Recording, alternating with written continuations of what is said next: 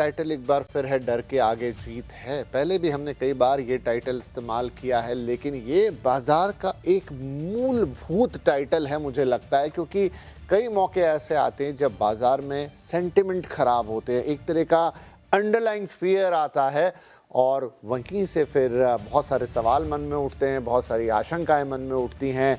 लेकिन हम हमेशा कहते हैं कि डर के आगे जीत है, और यही बाजार के इतिहास की सबसे बड़ी बात मुझे लगता है। इसलिए आज एक बार फिर से यही टाइटल है, और हो क्यों ना, क्योंकि इस वक्त जो स्थिति है दुनिया की, दुनिया का एक बड़ा हिस्सा जिसे आप वेस्ट एशिया कहिए, उसके अंदर मिडिल ईस्ट कहिए, तमाम देश उसमें एक साथ हैं।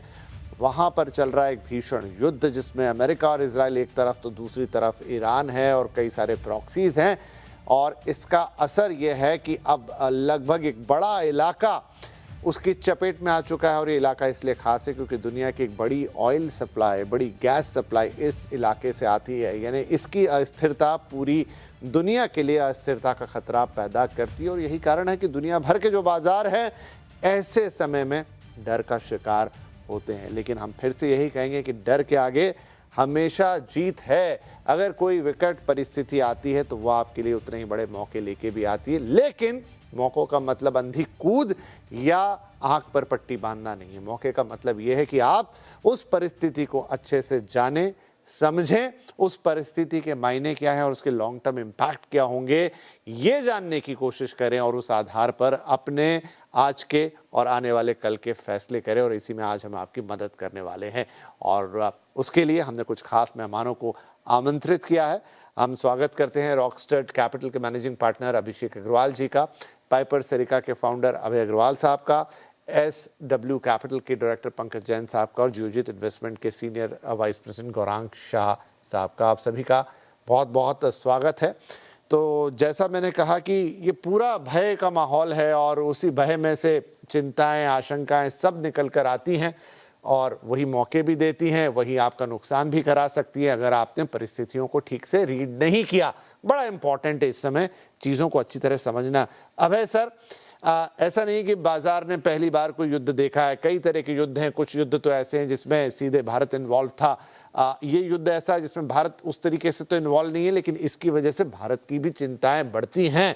बाजार ने अलग अलग तरीके के रिएक्शन अब तक दिखाए हैं, लेकिन अभी युद्ध कितना चलना है, आज हम कहाँ खड़े हैं, ये थोड़ा अनिश्चित है, और बाजार को अनिश्चितताओं से थोड़ा डर तो लगता है। अभी की सिचुएशन को कैसे देखें? जी, विपिन जी, गुड इवनिंग। देखिए, आपने बहुत अच्छा एक संक्षेप में ऑलरेडी दर्शकों को बता दिया अपने इंट्रोडक्शन में। और आई थिंक पैनल पे जो भी लोग हैं वो सब मानेंगे आपकी बात की। देखिए, अपॉर्च्युनिटी जो है लॉन्ग टर्म इन्वेस्टर को तभी मिलती है मार्केट में जब एक अनसर्टेनिटी का माहौल, और ये अनसर्टेनिटी 2 तरह से है कि जो अभी सिचुएशन खराब है, वो कितने समय तक खराब रहेगी, और दूसरी कितने लेवल तक खराब होगी। तो ऐसे एनवायरनमेंट में विपिन जी क्या होता है कि जो जितने इन्वेस्टर्स हैं वो अपना रिस्क का पोज़ीशन जो है वो कम करना शुरू कर देते हैं। तो उसमें इक्विटी शेयर्स भी एक सबसे अव्वल नंबर पे आता है। तो एक रिस्क ऑफ जिसको हम कहते हैं कि चलिए अपना रिस्क कम करते हैं मार्केट में।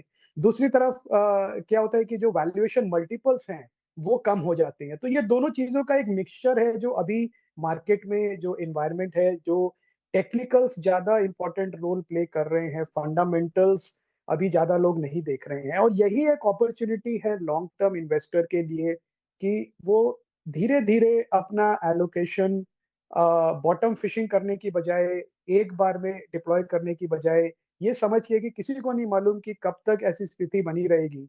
धीरे-धीरे अपना थोड़ा-थोड़ा इन्वेस्टमेंट ऐसे कंपनीज़ में करें जिनका बिज़नेस मॉडल इस वॉर की सिचुएशन से खराब नहीं हुआ है। तो डोमेस्टिक कंज़म्पशन की थीम है, एक्सपोर्ट्स की थीम है, टेक्नोलॉजी की थीम है। ये सारी थीम्स ऐसी हैं जो इनका वॉर से कोई लेना-देना नहीं है ज़्यादा अभी डायरेक्टली। अगर लंबा खींचा तो सबको नेगेटिव इम्पैक्ट होगा। पर बड़ा केयरफुली, जुडिशियसली एक ऐसे एनवायरनमेंट में जहाँ पार्टिसिपेशन कम है, तो वैल्यूएशंस फेवरेबल हैं, तो उसका बिल्कुल फ़ायदा उठाना चाहिए। मुझे नहीं लगता किसी को डर के मारे अंडर एलोकेट कर देना चाहिए, एग्ज़िट कर लेना चाहिए मार्केट से, वो तो बहुत ही गलत होगा। तो मुझे लगता है ये सिचुएशन भी महीने 2 महीने में रिज़ॉल्व हो जाएगी। किसी के लिए अच्छा नहीं है एक बहुत बड़ी वॉर की लंबी सिचुएशन बनना।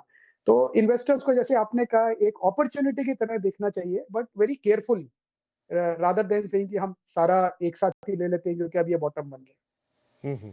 ठीक है, ये एक नजरिया है इस समय मार्केट को समझने का। एक हिंदी में कहावत है, दुबले और दो आषाढ़, यानी ऑलरेडी आपकी तबीयत खराब थी, ऊपर से दो बार आषाढ़ आ गया, यानी आप और ज्यादा पिटेंगे। तो मार्केट में एक भय तो एआई ने दे ही रखा है, कुछ ना कुछ नया इन्वेंट हो जाता है, कोई कंपनी नया अनाउंसमेंट करती है, एक पैनिक वेव आती है, वो डायरेक्टली तो आईटी कंपनियों को इंपैक्ट करती है, लेकिन उसके साथ कई और कंपनियां या कोई और सेक्टर भी इंपैक्ट हो जाते हैं।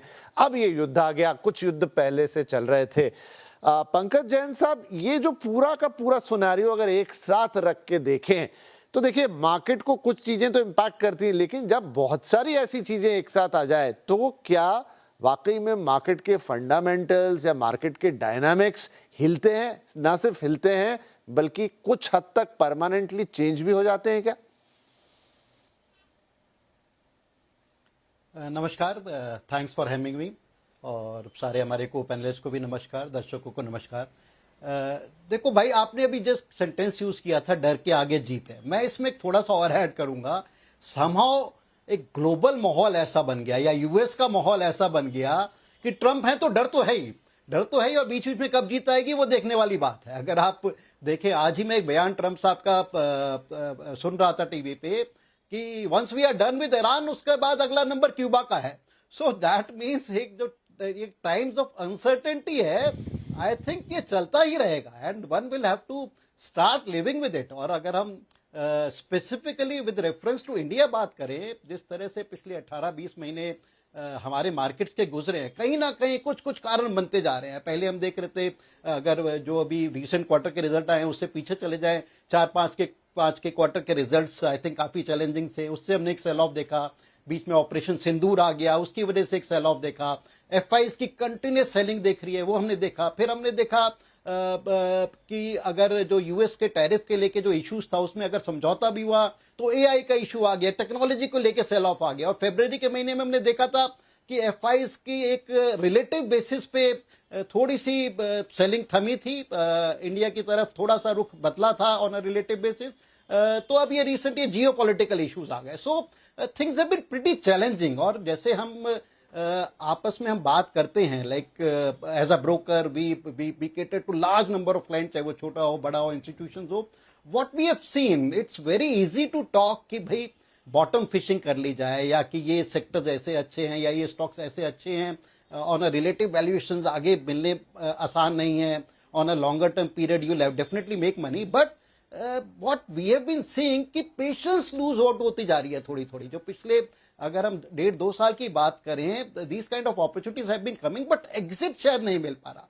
और जिस तरह से सेक्टर रोटेशन हो रही है तो मार्केट्स काफी कॉम्प्लेक्स हो गई हैं। एंड व्हाट मार्केट्स या what recent times have taught us in a way, ये पहले भी हमें पता था, बट बीच बीच में हम मोमेंटम के आभास में बह जाते हैं। कोई पर्टिकुलर सेक्टर्स बहुत अच्छे चल रहे होते हैं तो उस मोमेंटम में इन्वेस्टर्स बह जाते हैं। What recent times have told us कि जो एक जिसे हम बोलते हैं कि आपकी asset allocation to different assets बहुत जरूरी है।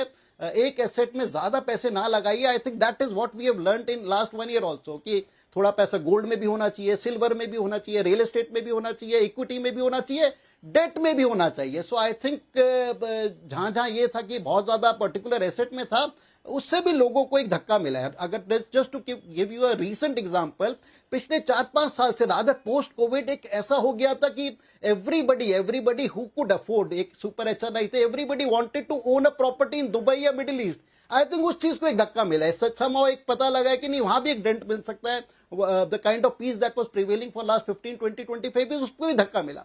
सो you never know what is there round the corner, अगले मोड पे क्या है। तो एसेट एलोकेशन एक नई बहुत अच्छी चीज है, जिसको हमने जो थोड़ा सा छोड़ भी दिया था बिकॉज ऑफ मोमेंटम, उस पर दोबारा हम एम्फोसाइज कर रहे हैं। We been telling our clients कि नहीं भाई, डेट में भी पैसा होना चाहिए, इक्विटी में भी होना चाहिए, और इक्विटी में भी different kind of sectors, not a thematic kind of fund but different kind of fund. So I think market में चैलेंजेस बने हुए हैं। मार्केट में मेरे को लगता है कि जिस तरह के गल्फ वॉर की बात चल रही है, दो आई स्टिल फील मार्केट्स में ऐसा है कि ये वॉर बहुत ज्यादा नहीं चलेगी शायद। ईरान मेरे ख्याल से धीरे धीरे जो peak time of the war था that may be over, and slowly, अगर हम ऑप्टिमिस्टिक बात करें, slowly I think this may peter down. But not to forget, India का बहुत बड़ा स्टेक है मिडिल ईस्ट में, चाहे वो इंपोर्ट्स को लेके हो, एक्सपोर्ट्स को लेके हो, चाहे वो मैन पावर को लेके हो, the kind of money that flows from Gulf countries to India. So I think काफी सारे चैलेंजेस हैं, तो one will have to remain cautious. The better encouraging part was, जो हमारे पिछले क्वार्टर के रिजल्ट्स आए थे, काफी ऑन अ रिलेटिव बेसिस काफी पॉजिटिव रिजल्ट्स थे। I think the results were good, and let's see what kind of results next quarter throws. So I think एक कॉशियस ऑप्टिमिज्म बनी रहनी चाहिए। काफी सारे सेक्टर स्टॉक्स ऐसे हैं जो just because of the short time war काफी नीचे लेवल्स पे आ गए हैं। They are good opportunities, but still run away buying market में नहीं करनी चाहिए। वन शुड रिमेन कॉशियस, और मेरे को लगता है कि चैलेंजेस अभी भी हैं मार्केट में। तो अगर मैं सर की बात का थोड़ा सार निकालूं कि one should remain cautious, challenges अभी भी हैं, सारे अंडे एक ही बास्केट में आपको नहीं रखने हैं और सिचुएशन को लगातार स्टडी करना है। कोई एक लाइन सॉल्यूशन यहाँ पर नहीं निकलने वाला। गौरांग साहब